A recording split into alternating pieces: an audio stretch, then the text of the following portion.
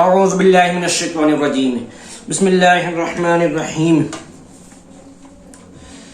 حفظ حدیث حضور صلی اللہ علیہ وسلم کی بتلائی ہوئی باتوں اور آپ صلی اللہ علیہ وسلم کے کیے ہوئے کاموں کو حدیث کہتے ہیں، اور حدیث کی یاد کرنے کو حفظ حدیث کہتے ہیں۔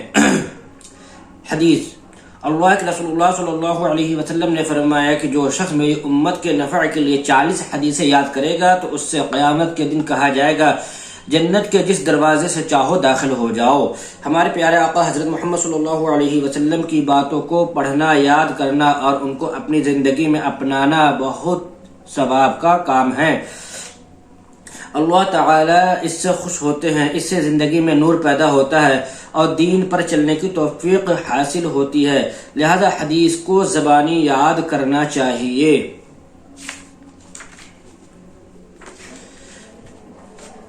گزشتہ سالوں کا دور۔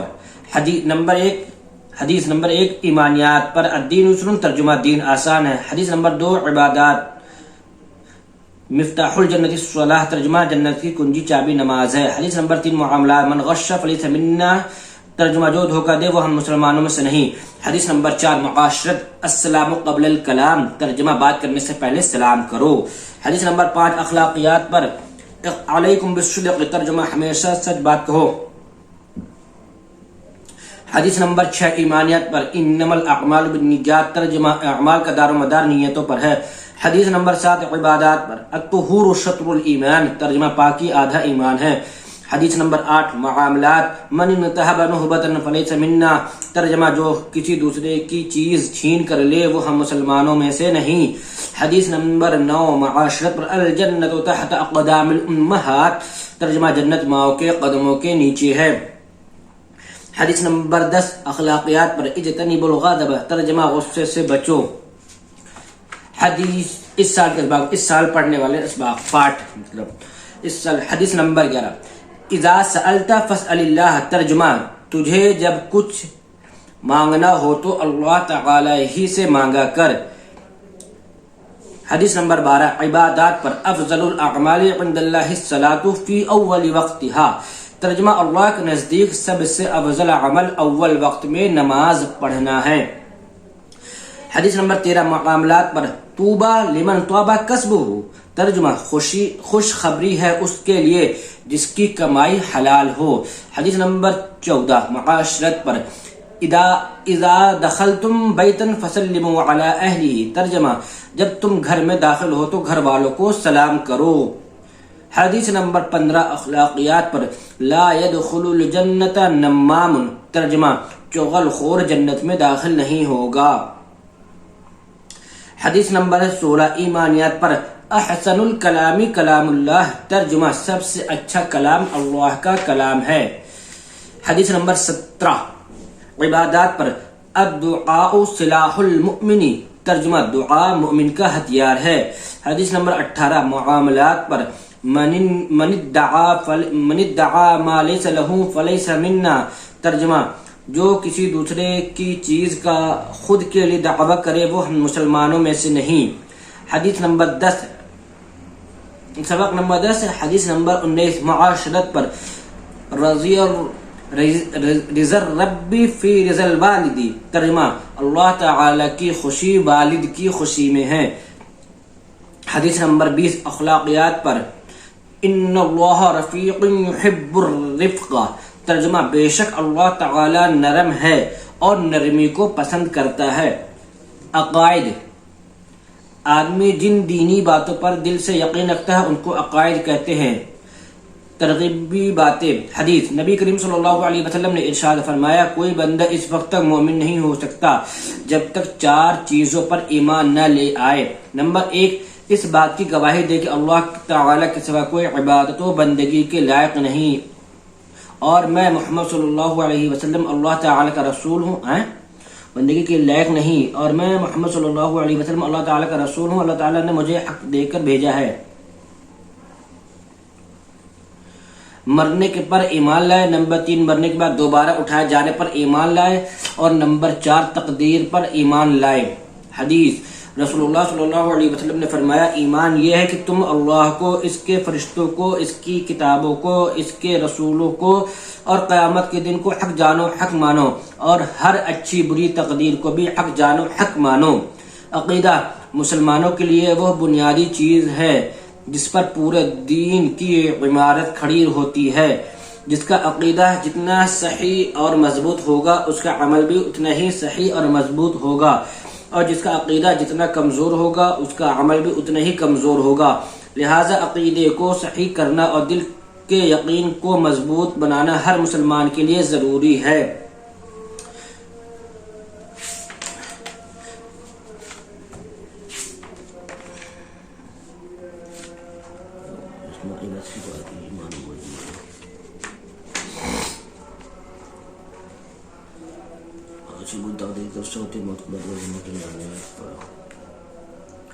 عقائد گزشتہ سالوں کے ایمان لایا تعریف۔ نماز ایک خاص انداز میں اللہ تعالیٰ کے سامنے اپنی بندگی کا اظہار کرنے کو نماز کہتے ہیں۔ ترغیبی باتیں۔ حدیث حضرت خارجہ بن حذافہ رضی اللہ عنہ سے روایت ہے کہ ایک دن رسول اللہ صلی اللہ علیہ وسلم ہمارے پاس تشریف لائے اور ارشاد فرمایا اللہ تعالیٰ نے تمہیں ایک اور نماز عطا فرمائی ہے جو تمہارے لیے سرخ اونٹوں سے بھی جو تمہیں بہت پسند ہے بہتر ہے، وہ نماز وتر ہے۔ اللہ تعالیٰ نے تمہارے لیے اس کا وقت نماز عشاء کے بعد سے طلوع فجر صبح صادق تک مقرر فرمایا ہے۔ حدیث حضرت بریدہ اسلمی رضی اللہ عنہ فرماتے ہیں کہ میں نے رسول اللہ صلی اللہ علیہ وسلم کو فرماتے ہوئے سنا کہ نماز وتر لازم ہے، جو وتر ادا نہ کرے وہ ہم مسلمانوں میں سے نہیں ہے۔ یہ جملہ صلی اللہ علیہ وسلم نے 3 مرتبہ ارشاد فرمایا۔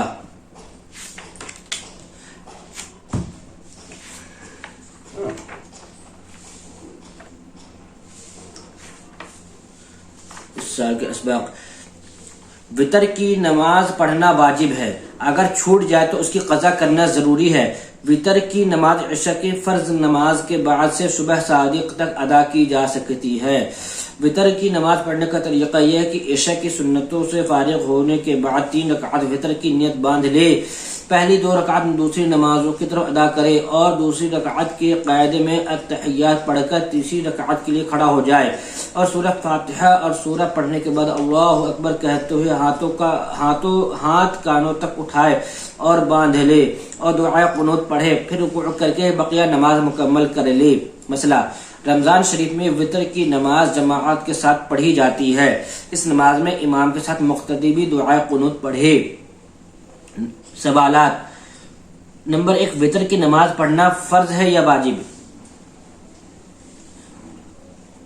نمبر 2، وتر کی نماز چھوٹ جائے تو کیا کریں گے؟ نمبر 3، وتر کی نماز کب پڑھی جاتی ہے؟ نمبر 4، وتر کی نماز کا طریقہ بتلائیے۔ دعائے قنوت۔ اللہم انا نستعینک ونستغفرک ونؤمن بک ونتوکل علیک ونثنی علیک الخیر ونشکرک ولا نکفرک ونخلع ونترک من یفجرک اللہم ایاک نعبد ولک نصلی ونسجد والیک نسعی ونحفظ ونرجو رحمتک ونخشى عذابک ان عذابک بالکفار ملحق۔ ترجمہ۔ دعائے قنوت کی جگہ کوئی اور دعا بھی پڑھی جا سکتی ہے، البتہ افضل یہ ہے کہ وہ دعا پڑھے جو حدیث سے ثابت ہے۔ یہ مختلف الفاظ سے کتب حدیث میں مروی ہے۔ تعریف۔ اسماء حسنہ۔ اللہ تعالیٰ کے ناموں کو اسماء حسنہ کہتے ہیں۔ قرآن۔ اللہ تعالیٰ وَلِلَّهِ الْأَسْمَاءُ الْحُسْنَى فَادْعُوهُ بِهَا۔ ترجمہ۔ اللہ تعالیٰ کے اچھے نام ہیں، تم ان ناموں سے اسے پکارو۔ حدیث۔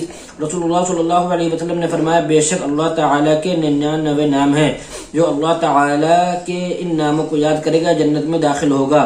اللہ تعالیٰ کے صفاتی ناموں میں بھی زبردست طاقت و تاثیر ہے اور ان کو یاد کرنے کے بڑے فضائل ہیں، اور ان ناموں کو پڑھ کر جو دعا مانگی جائے وہ ضرور قبول ہوتی ہے۔ اسماء الحسنى۔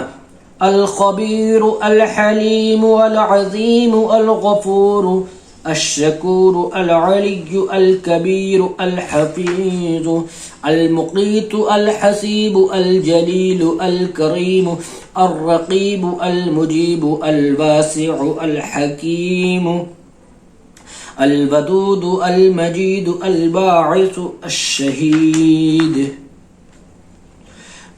هو الله الذي لا إله إلا هو الرحمن الرحيم الملك القدوس السلام المؤمن المهيمن العزيز الجبار المتكبر الخالق البارئ المصور الغفار القهار الوهاب الرزاق الفتاح العليم القابض الباسط الخافض الرافع المعز المذل السميع البصير الحكم العدل اللطيف الخبير الحليم العظيم الغفور الشكور العلي الكبير الحفيظ المقيت الحسيب الجليل الكريم الرقيب المجيب الواسع الحكيم الودود المجيد الباعث الشهيد. تعریف. مسائل. دین کی وہ باتیں جن میں عمل کا طریقہ یا اس کا صحیح اور غلط ہونا بتایا جائے ان کو مسائل کہتے ہیں. ترغیبی باتیں.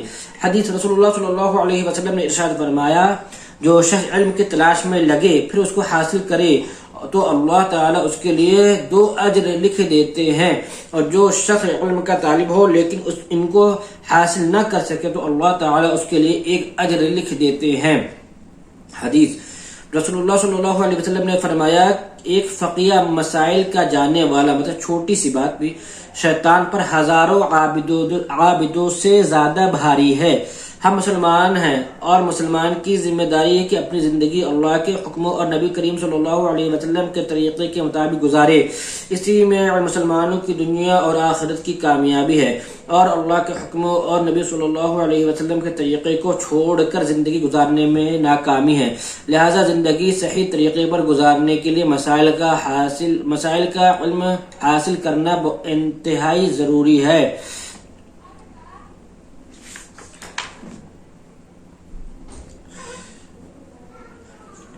وضو کی سنتیں. نمبر 1 وضو کی نیت کرنا. نمبر 2 بسم اللہ کہہ کر وضو شروع کرنا. نمبر 3 دونوں ہاتھ گٹھوں تک 3 مرتبہ دھونا. نمبر 4 مسواک کرنا، اور اگر مسواک نہ ہو تو انگلیوں سے دانت صاف کرنا. نمبر 5 3 مرتبہ کلی کرنا. نمبر 6 3 مرتبہ ناک میں پانی ڈالنا. نمبر 7 ہاتھ اور پیروں کو دھوتے وقت انگلیوں کا خلال کرنا. نمبر 8 ہر عضو کو 3 مرتبہ دھونا. نمبر 9 1 مرتبہ پورے سر کا مسح کرنا. نمبر 10 سر کے مسح کے ساتھ کانوں کا مسح کرنا. نمبر 11 اعضاء کو پے در پے دھونا. ایک عضو کے بعد دوسرا عضو فوراً دھونا. نمبر 12 ترتیب وار وضو کرنا. نمبر 13 وضو کے بعد کی دعا پڑھنا. غسل کی سنتیں. نمبر 1 پاک ہونے کی نیت کرنا. نمبر 2 دونوں ہاتھ گٹھوں تک دھونا. نمبر 3 شرمگاہ کو دھونا. نمبر 3 بدن پر کہیں ناپاکی وغیرہ لگی ہو تو اس کو دھونا. نمبر 5 وضو کرنا. نمبر 6 3 بار پورے بدن کا پانی بہانا. نمبر 7 پہلے سر پر، پھر دائیں کندھے پر اور پھر بائیں کندھے پر پانی بہانا. نمبر 8 نہاتے وقت جسم کو ملنا. نوٹ: نہاتے وقت اگر صدر کھلا ہو تو قبلے کی طرف منہ کر کے نہ نہائیں. نواقض وضو. 8 چیزوں سے وضو ٹوٹ جاتا ہے، انہیں نواقض وضو کہتے ہیں. نمبر 1 پاخانہ پیشاب کرنا یا ان دونوں راستوں سے کسی اور چیز کا نکلنا. نمبر 2 ریح یعنی ہوا کا پیچھے سے نکلنا. نمبر 3 بدن کے کسی مقام سے خون یا پیپ کا نکل کر بہ جانا. نمبر 4 منہ بھر کے قے کرنا. نمبر 5 لیٹ کر یا سہارا لگا کر سو جانا. نمبر 6 بیماری یا کسی اور وجہ سے بے ہوش ہو جانا. نمبر 7 پاگل ہو جانا. نمبر 8 نماز میں قہقہا مار کر ہنسنا. تعریف. اسلامی معلومات. دین اسلام کی باتیں جان لینے کو اسلامی معلومات کہتے ہیں. ترغیبی باتیں. قرآن. قل هل يستوي الذين يعلمون والذين لا يعلمون. ترجمہ: آپ کہہ دیجئے کیا جاننے والے اور نہ جاننے والے برابر ہو سکتے ہیں؟ حدیث رسول اللہ صلی اللہ علیہ وسلم نے فرمایا فرشتے طالب علم سے خوش ہونے کی وجہ سے اپنے پروں کو بچھا دیتے ہیں۔ علم سے بڑھ کر دنیا میں کوئی دولت نہیں اور جہالت سے بڑھ کر دنیا میں کوئی نقصان دہ چیز نہیں۔ عالم اور جاہل دونوں برابر نہیں ہو سکتے۔ علم سے انسان کو عزت و شرافت اور کامیابی ملتی ہے، جبکہ جہالت کی وجہ سے انسان ذلیل و گمراہ ہو جاتا ہے۔ علم ہی کے ذریعے اپنے خالق و مالک کی پہچان ہوتی ہے، بغیر علم کے کوئی اپنے خالق و مالک کو نہیں پہچان سکتا۔ اس لیے امت کے ہر فرد پر ضرورت کے بقدر دین کا علم حاصل کرنا فرض قرار دیا گیا ہے۔ ہدایت برائے استاد۔ سبق نمبر 1، اسلام کی بنیادی عقائد کیا ہے؟ جواب، توحید، رسالت اور آخرت اسلام کی بنیادی عقائد ہیں۔ سوال، توحید کا کیا مطلب ہے؟ جواب، توحید کا مطلب اللہ تعالیٰ کو ایک ماننا ہے۔ سوال، رسالت کا کیا مطلب ہے؟ جواب، رسالت کا مطلب حضرت محمد صلی اللہ علیہ وسلم کو اللہ کا رسول ماننا ہے۔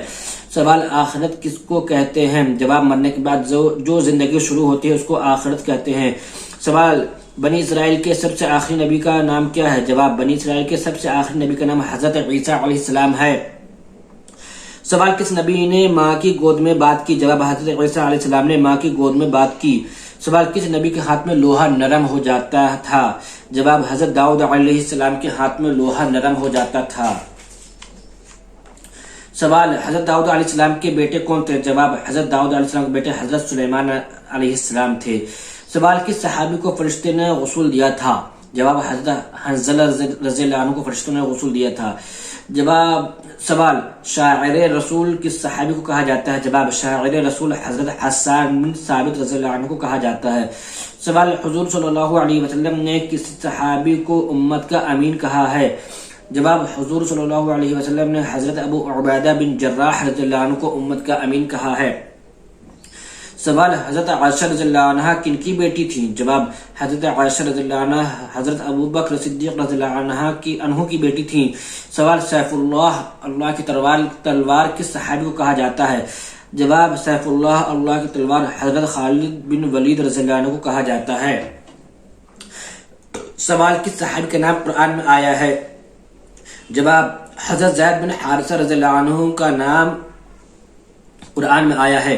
سوال، حضرت یوسف علیہ السلام کن کے بیٹے تھے؟ جواب، حضرت یوسف علیہ السلام حضرت یعقوب علیہ السلام کے بیٹے تھے۔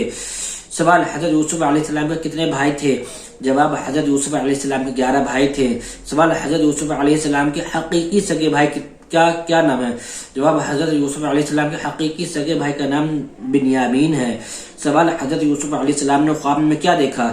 جواب، حضرت یوسف علیہ السلام نے خواب میں چاند، سورج اور 11 ستاروں کو سجدہ کرتے ہوئے دیکھا۔